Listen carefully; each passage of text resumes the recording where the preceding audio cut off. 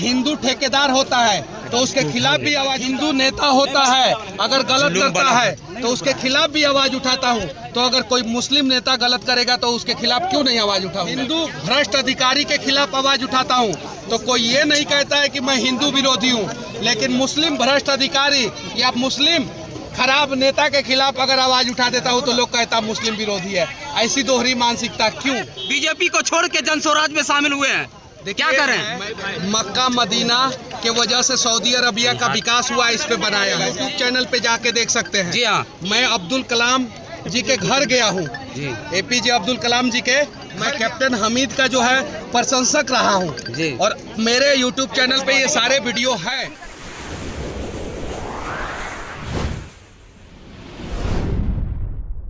दर्जा जो अभी केंद्र सरकार नहीं दे रही है। देखिए, ये तो केंद्र सरकार के हाथ में है। हम लोग विशेष राज्य के लिए लड़ेंगे, लेकिन ये देना ना देना केंद्र सरकार के हाथ में होता है, राज्य सरकार का हाथ में नहीं रहता।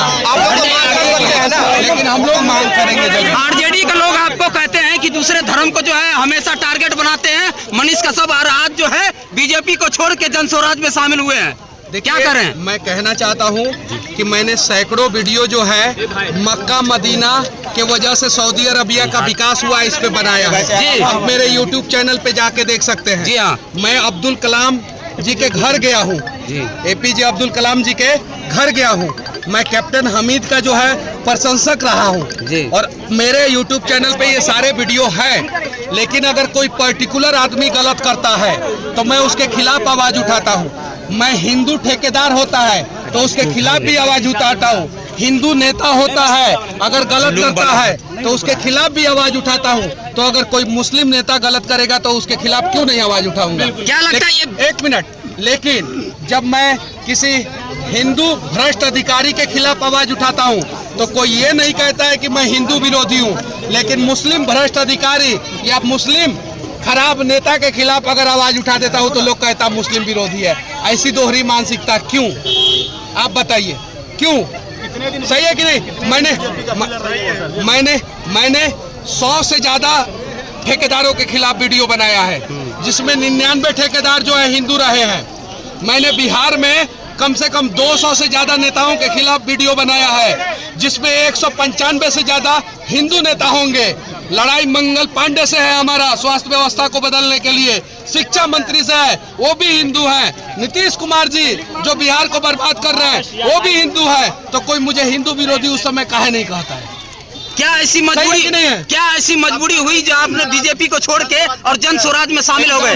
जीवन भर रहेंगे। जी सर, जीवन भर रहेंगे। क्यों ऐसी मजबूरी आई? जीवन ऐसी मजबूरी क्यों आई जो आप बीजेपी छोड़ के आरजेडी जो? देखिए जी, एक चीज क्लियर समझ जाइए। कब तक रहेंगे? एकदम जीवन भर रहेंगे। मैं सुनिए, एक मिनट सुनिए। मैं आजाद आदमी हूँ। मैं आजादी के साथ काम करना चाहता हूँ। आजादी के साथ मैं बीजेपी में था तो पुल गिरता था तो मैं आवाज उठाता था कि नहीं? ईमानदारी से बोलो। एक जवाब दे रहे हैं, जवाब ले लीजिए, ठीक है ना? जवाब देने के लिए खड़ा है। बीजेपी में था तो पुल गिरता था तो आवाज उठाते थे। सुनिए, बीजेपी में था तो दरभंगा टोल प्लाजा पे गड़बड़ियों के खिलाफ आवाज उठाया कि नहीं? बिल्कुल। आरा बक्सर जाम लगता था तो आवाज उठाता था कि नहीं? अंचल में जमीन का कागज बनाने में घोटाला होता था तो आवाज उठाया कि नहीं? आज जब मैं PMCH में था तो बीजेपी में था तभी ना PMCH में गया था। जी गया था कि नहीं? मुझे आजादी के साथ काम करने दिया जाएगा। मैं आजाद आदमी हूँ, मैं अपने लोगों के लिए लड़ने भिड़ने वाला आदमी हूँ। मेरा जब गला दबाया जाएगा, मेरी आवाजों को जो है बंद किया जाएगा, मैं क्या करूँगा? आप बताइए क्या करूँ? किस प्रकार से? एक सवाल का जवाब लीजिए। आपने पूछा, मैं अपने लोगों के लिए लड़के मैं अपना पहचान बनाया हूँ। बीजेपी वालों ने कहा कि आप हमारे साथ मिल के लड़िएगा, हम आपको मौका देंगे। लेकिन जब मैं लड़ना शुरू किया बीजेपी में शामिल होने के बाद तो उन लोगों ने साथ नहीं दिया। मैं आज आपके साथ हूँ, मैं लड़ूंगा अपने लोगों के लिए। आपकी रिस्पॉन्सिबिलिटी क्या बनती है? साथ देने की। अगर राजकुमार जी के साथ मैं आया हूँ, मैं लड़ रहा हूँ अपने लोगों के लिए और राजकुमार जी साथ नहीं देंगे, मैं क्या करूंगा भैया? आप बताइए भैया। मैं मजदूरों के लिए बीजेपी में था तो आवाज उठाया था कि नहीं उठाया था? मैं पेंशन के लिए आवाज उठाया था कि नहीं उठाया था बीजेपी में था तो? मैं हॉस्पिटल में जाके वीडियो बनाता था कि नहीं बनाता था, वीडियो बीजेपी में था तो आप बताइए मैं क्या करता। मैं पहला ऐसा व्यक्ति था जो बीजेपी में रहने के बावजूद सैकड़ों वीडियो बनाया। बाकी बीजेपी का कोई नेता जो है बीजेपी के खिलाफ नहीं बोलता था। तो मेरी प्रशंसा करनी चाहिए। मेरा टांग खींच रहे हैं आप, सुनिए एक मिनट। और टांग खींच के जो है ना कबड्डी में बिहार को आगे कर सकते हैं, ओलंपिक में गोल्ड मेडल नहीं ला सकता है बिहार। एक और चीज, क्रिकेट में बिहार आगे है, बैडमिंटन में है, टेनिस में है, खो खो में है, कुश्ती में है, दौड़ में है, वॉलीबॉल में है, कबड्डी में सबसे आगे। कबड्डी में अगर मजबूती के हिसाब से देखा जाए तो कुश्ती में आगे होना चाहिए था, दिमाग के हिसाब से देखा जाए तो चेस में आगे होना चाहिए था, दौड़ के हिसाब से देखा जाए तो एथलेटिक्स में आगे होना चाहिए, लेकिन कबड्डी में बिहार आगे है। जानते हैं क्या है? क्या कि बचपने से हम लोग सीख लेते हैं टांग कैसे खींचना। टांग मत खींचिए पीछे से भैया, साथ दीजिए। सुनिए भैया एक मिनट, इधर तो 9 महीना का सजा काट लिया हूँ। आज सुनिए ना, सुनिए आज पार्टी में हूँ, पटना में एक केस हुआ है, पुलिस को हिम्मत नहीं है गिरफ्तार कर लेने के लिए। क्यों? क्योंकि ये मजबूत संगठन जो है ना मेरे साथ खड़ा है। इतिहास में सही है कि नहीं है? पटना में अभी 3 दिन पहले केस हुआ ना, हुआ कि नहीं हुआ? आजादी के साथ खड़े हैं ना, बेल नहीं लिए है, बेल नहीं लिए है, खड़े हैं ना। हमारा जनसुराज का पूरा टीम खड़ा है। अकेले रहता तो अभी तक जेल में डाल दिया होता सब भैया, जेल में डाल दिया होता। क्या करें? सबको लोग कहता है कि पार्टी बदल दिया।